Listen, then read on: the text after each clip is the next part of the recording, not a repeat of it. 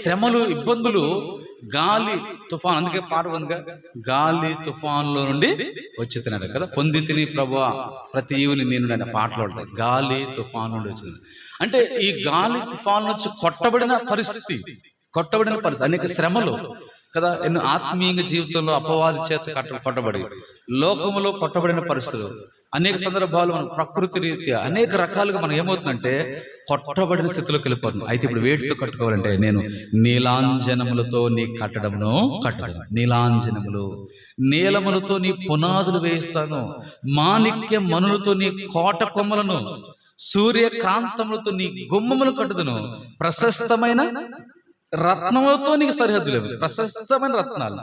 కనుక మనం చూస్తున్నాం నీలాంజనములు ఉన్నాయి, నీలములతో పునాదులు, మాణిక్యాలు కదా, మాణిక్యం మట్టిలో మాణిక్యం అంటారు కదా, మాణిక్యాలు మెరుస్తుంది, మాణిక్యం సూర్యకాంతం, తర్వాత ప్రశస్తమైన రత్నాలు, డైమండ్స్, ప్రశస్తమైన కదా, ప్రెషస్ డైమండ్స్, రత్నాలు.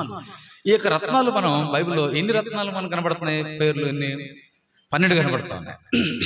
మనం యాజకుడి యొక్క వస్త్రం ఆ టైంలో మనం ఇస్తాం, రకాల రత్నాలు యాజకుని యొక్క వస్త్రం మీద, ఈ చెస్ట్ మీద 2 వైపుల రత్నాలు మనం చూస్తాం. అలాగే మనం దేవుని వాక్యంలో 12 రకాల రత్నాలు ఉన్నాయి, వాటి పేర్లు కూడా రాయబడ్డాయి. వాటి పేర్లు కూడా మనం చూస్తే నిర్గమాకాండం 8వ అధ్యాయం 17 నుంచి 20 వరకు రాళ్ళు ఉన్నాయి. రత్నాల గురించి నిర్గమాకాండం 28వ అధ్యాయం 17 నుంచి 27 అక్కడ రత్నాల గురించి రాయబడ్డాయి. ఇదే రత్నాల గురించి మనం కొత్త నిబంధనలో ప్రకటన గ్రంథంలో అయితే ఇంకా స్పష్టంగా పేర్లు కూడా రాయబడ్డాయి. చూద్దాం ఆ పేర్లు చూడండి. 1, 2 సంఖ్య ఒక ఆర్డర్లో చక్కగా రాయబడ్డాయి. 1, 2 ఆర్డర్లు రాయబడ్డాయి. ఆ మాట చూడండి. 21:18 నుంచి ఆ ప్రాకార పునాదులు అమూల్యమైన నానా విధమైన రత్నములు అలంకరించబడి, మొట్టమొదటి రాయి ఏంటంటే సూర్యకాంతపు రాయి. రత్నాలు ఉన్నాయి. మొదటి, రెండోది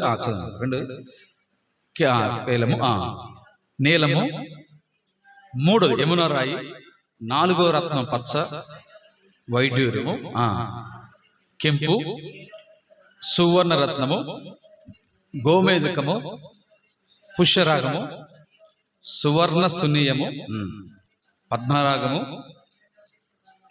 ఈ 12 రత్నాలుగా మనం చూస్తున్నాం. కనుక ఆ రత్నాలు కూడా పేర్లు కూడా ఉన్నాయి. కనుక ఈ డైమండ్స్ మనం రత్నాలుగా చూస్తే కదా, అంటే ఇప్పుడు చూడండి, ఇలాంటి 12 రకాల రత్నాలతో పరలోక పట్టణం అక్కడ ఉంటే, ఇక్కడ ప్రభు దేవుడు కూడా నీలాంజనములతో ప్రశస్తమైన రత్నాలతో కడుతున్నారు. అంటే మనకి ఎలాంటి విలువైన వాడితో అని అర్థం. 3వ మాట చెప్పాలంటే విలువైన వాడితో మనం కట్టబడతాం. ప్రభు కూడా సజీవమైన రాళ్లతో మీరు కట్టబడుతున్నాడు. లివింగ్ స్టోన్, సజీవమైన రాళ్ళు. అంటే ఈ లోకంలో మనం చూస్తే రకరకాల రాళ్ళు ఉన్నాయి, పాలిష్ రాళ్ళు ఉన్నాయి కదా, మార్బుల్స్ రాళ్ళు ఉన్నాయి, విలువైన ఖరీదు గల రాళ్ళు ఉన్నాయి. వాటికంటే అసలు ఖరీదైంది ఆత్మీయంగా సజీవులు, మనమే సజీవమైన రాళ్ళు. 1 పేతురు 2:5 సజీవమైన అంటే అవి జీవము లేని రాళ్ళు, రక్షించబడ్డవారు జీవం కలిగిన సజీవమైన లివింగ్ స్టోన్స్, సజీవమైన రాళ్ళు. ఇంకా మనం చూస్తే మన ప్రభు అసలైన అందరికంటే అన్నిటికంటే అమూల్యమైన వాడు, విలువైన రాయి, అమూల్యమైన రాయి, మూలకు తలరాయి, సియోను కదా, అమూల్యమైన రాయి వాడు. ఆయన మూల ముఖ్యమైన రాయి సియోను కదా, పునాది రాయి. ఇలాంటి విలువైన రాయి. ఆయన తర్వాత ఆయన బిడ్డలు కూడా సజీవమైన రాళ్ళుగా మనం చేయబడుతున్నాం. కాబట్టి ఇప్పుడు మనం ప్రభు ఏం చేస్తుంటే విలువైన రాళ్లతోటి అమూల్యమైన, ఇప్పుడు మనం బంగారం విలువైనది, దానికంటే ప్లాటినం విలువైనది, ఇంకా దానికంటే చిన్న వజ్రం చాలు కోట్ల ఖరీదవుతుంది. అంటే చూడండి, అంటే ఈ డైమండ్స్, ఈ రత్నాలు ఎంత విలువైనవి అంటే దేవుడు మనకు భౌతికంగా ఇప్పుడు చెప్పుకున్న రాళ్ళు అంటే రత్నాలు ఇవన్నీ విలువైతే భౌతికంగా, వాటికంటే ఆత్మీయంగా దేవుడు ఆత్మ సంబంధమైన అమూల్యమైన శ్రేష్టమైన జీవమైన మూలమైన ప్రశస్తమైన వాటితో మన ఆత్మ సంబంధమైన వాటితో విలువైన రాళ్ళతో మనం కడుతున్నాడు. ఒకే మాటలు మనం చెప్పాలంటే విలువైన అసాధారణమైన ఎంతో శ్రేష్టమైన రాళ్లతో మన ఆత్మీయ జీవితం మనల్ని ప్రభు కట్టుచున్నాడు. ఈ మాట మనకు 1 రాజులు 5:17 కూడా అసాధారణమైన రాళ్ళు అంటాం. ప్రకటన గ్రంథం మనం చూస్తున్నాం, పేతురు పత్రికలో రాబడింది. అలాగే నిర్గమాకాండలో అంటే యెషయా గ్రంథం 54:11-12 మనం చూస్తే ఇలాగ మనము ఆత్మ సంబంధమైన విలువైన రాళ్లతో దేవుడు కనుక మనం ఇప్పుడు అందుకే ఈ విలువైన రాళ్లతో మనం కట్టబడాలి.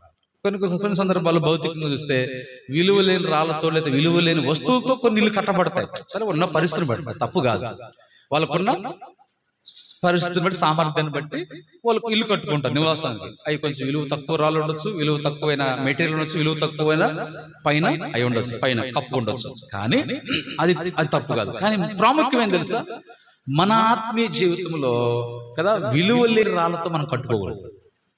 మన ఆత్మీయ ప్రభు అన్నాడు కదా, ఇలాంటి నీరాంజన విలువైన వాటితో నేను కడతా అన్నాడు.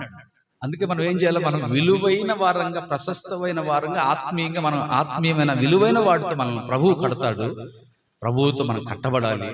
వాక్యముతో, ప్రార్థనతో, పరిశుద్ధాత్మ సహాయంతో మనం కట్టబడాలి. ఆ రీతిగా మనము ఈ 3 విధాలు కట్టబడి, ఒకటి నెంబర్ 1 మొట్టమొదటి కట్టబడిన ఏంటంట, బలిపీఠ ఉత్సవ బలిపశు తాళ్ళతోటి ఏం చేస్తున్నట్టు బలిపీఠ కొమ్ములకు కట్టబడదు. అలాగే మనం ప్రభువుకి, అలాగే మనం ఆయన బలిపీఠానికి మనం కట్టి వేసుకోవాలి. ప్రభువుకి, ప్రభువా నేను నీకు కట్టి వేసుకున్నాను, నీకు అప్పగించుకున్నాను. బలి పశువు ఎట్లాగా అప్పగించుకుని బలిపీఠ కొమ్ములు కట్టబడట్టుగా, ఒక పొదలో చిక్కుపోయినట్లుగా ప్రభువు కట్టబడినట్లుగా ప్రభు బలిపీఠానికి, ప్రభు మనం కూడా ప్రభువుకు మనం అప్పగించుకొని కట్టి వేసుకోవాలి. మనం అప్పుడే మన ఆత్మీయ జీవితంలో మనం ఈ అనుభవం అనుకున్నదా, ప్రభువుతో మనం కట్టి వేసుకుంటున్నామా ఆయన బలిపీఠానికి కొమ్ములకు. రెండోది ఏంటంటే, జ్ఞానంతో కట్టుకోవడం, జ్ఞానం నివాసం కట్టుకుంటుంది. మన ఆత్మీయంగా దైవ జ్ఞానంతో మనం కట్టుకోవాలి. దేవుడి జ్ఞానంతో, దైవ జ్ఞానంతో, జ్ఞానం యొక్క నివాసం రెండోది. మూడోది ఆత్మసమ నీలాంజనం లేదా ప్రశస్తమైన విలువైన రాళ్లతో మన జీవితాలు మనం కట్టుకోవాలి. మాట చదువుకొని ప్రార్థన చేద్దాం. అందరం కలిసి చదువుకుందాం. నెహెమ్యా 2:20 అందరం చదవండి. నెహెమ్యా గ్రంథం 2వ అధ్యాయం 20వ వచనం అందరం కలిసి చదువుదాం. 2వ అధ్యాయము మన అంశముగా ప్రార్థన అంశం 2:20 చదవండి. 2వ అధ్యాయం 20వ వచనం. అందుకు నేను, ఆకాశమందు నివాసైన దేవుడు తానే మా యత్నమును సఫలము చేయును గనుక ఆయన దాసులమైన మేము కట్టుటకు పూనుకొనుచున్నాము. యెరూషలేమునందు మీకు భాగమైనను స్వతంత్రమైనను జ్ఞాపక చూసిన లేదని ప్రత్యుత్తరమిచ్చితిని. నెహెమ్యా భక్తుడి మాట. కనుక ఆ రీతిగా కట్టుటకు మేము పూనుకొనుచున్నాం. కనుక మనం కూడా కట్టుట పూనుకోవాలి, ప్రయత్నం చేయాలి, కట్టబడాలి. ఆ రీతిగా కట్టుకొని సంపూర్తి చేయబడాలి. కనుక మన ఆత్మీయంగా